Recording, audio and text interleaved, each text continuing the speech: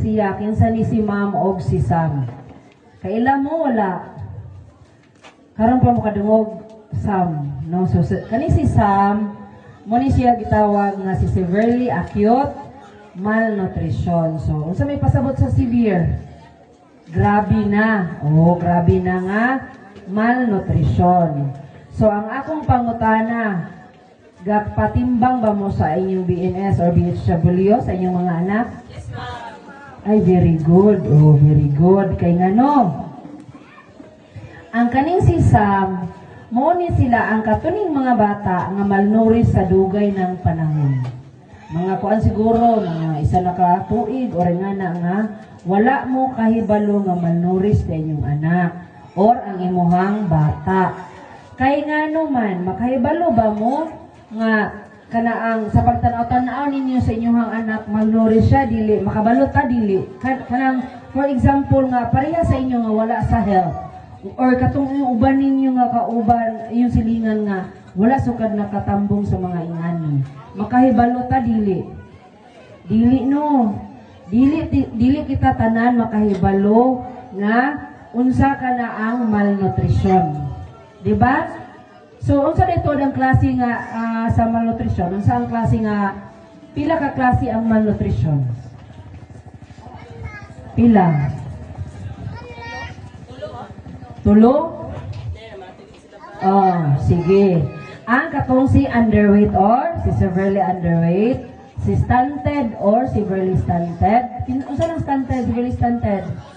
Putot. Or si wasted or severely wasted katong liwang kaayo og upat di ay si obese or si overweight. So dili gid maayo nga sobra, dili sad maayo nga kulang sa nutrisyon kay malnutrition. Okay. So ang mga bata kinahanglan sila timbangon. Kapila magtimbang?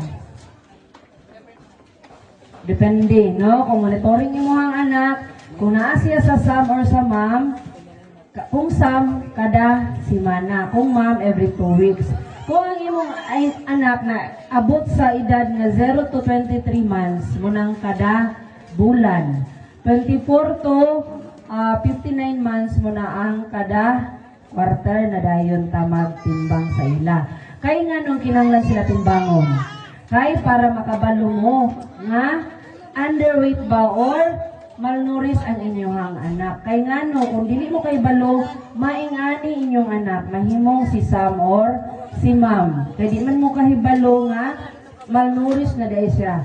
So kung dili mahibalaan ang bata nga malnourished, naabay matabang ang health, naabay matabang inyong midwife, naabay siya yung kanaang ihatag nga kaayuhan, nawala.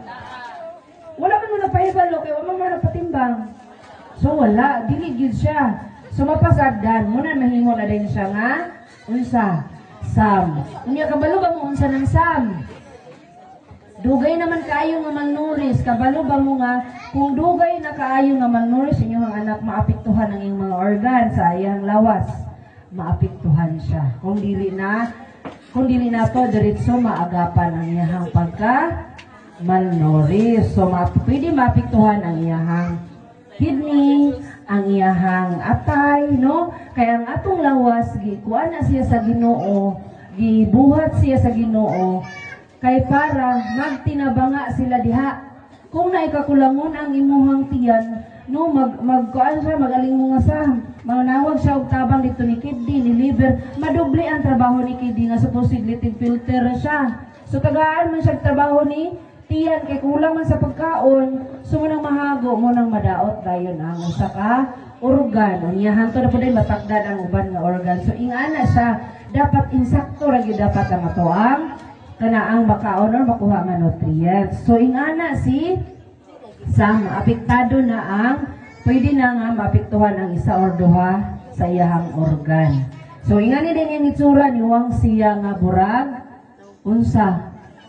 Burot siya daw. Hupong. Okay, hupong kaayo. Kay, apektado na ang kidney. So, pag kuha ninyo, pag tuplok na ninyo sa iyahang mga panit, either sa tiil, sa kamot, or sa dagway, mulubong siya. Kay, hupong naman. So, ganahan ba mo nga maingana ang inyong anak or inyong hangkuan na may mga bata kay ngani? So, dili, no? O, dili siya basta-basta nga matambalan sa ordinaryo nga pagkaon nga atong ginakaon, katong gugruan glo. Dili siya pwede. Kundi na ay ginatawag nga ready-to-use therapeutic food. Mura siya o peanut butter. Mo ang kinahanglan niya. Mo to iyahang kaunon. No, hantod sa maka-recover ang iyahang lawas manormal na dayon ang iyahang timbang.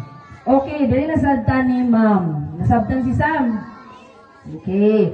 So si ma'am sa di na ma'am teacher or sa muna siya si moderately acute malnutrition. So magulang siya gamay ni Sam. Kung ang si Sam tulo ka organ ang affected, siguro si ma'am isara. Pero naa gihapon, tungod gihapon sa kay wala ka nakahibalo nga malnourished di imong anak.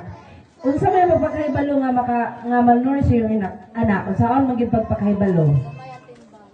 O magpatimbang lang yun ta, ha? So kung magkuan gali ang atong midwife ato ang BNS BHW nga timbang, please lang gyud patimbang kay para na sa kayuhan sa inyohang anak. O dili na ibigay yung anak, ha? Timbangon kay para ma-monitor nga naabay ma'am or Sam. Okay. So, ang moderately acute malnutrition or si ma'am, parihara gyapon sa RUTF, sa Sam nga naa siya'y RUTF nga ginapakaon. Pero, ang diferensya sa ma'am is, dili siya, ang gitawag is ready-to-use supplemental feeding. More gid gyapon to ang makapatambal sa iyahantod manormal ang timbang sa inyong anak. Okay ba? So, dili ta gusto nga maingani ang ato ang mga anak ha. So, magtimbang yun ta. So, ingani day tuod ang bukton sa inyuhang anak. Kung iwang nakaayo himo sa ugsam. Ingani sa pula na, no? Ingana, taman diha sa naipula. So, ingani iyang bukton. Gamay kaayo, no? Dayon kung ma'am, ingani pod. O, gamay. So, luoy na kayo nga bata. Dili tanan ay mingon nga malnourished may pagtimbang lugar mingon dayon ang DNS nga malnourished imong anak. Dili pasabot nga malnourished ma'am or Sam sila ha. Dili tanan malnourished nga mahimo na dayong Sam or ma'am. No depende. So, muna ang naay ngani nga measurement kinahanglan kay mo man ni ang makadetermine kung ma'am or Sam ang inyohang mga anak. Okay, nagkasinabot na ta. Ha? So, magpati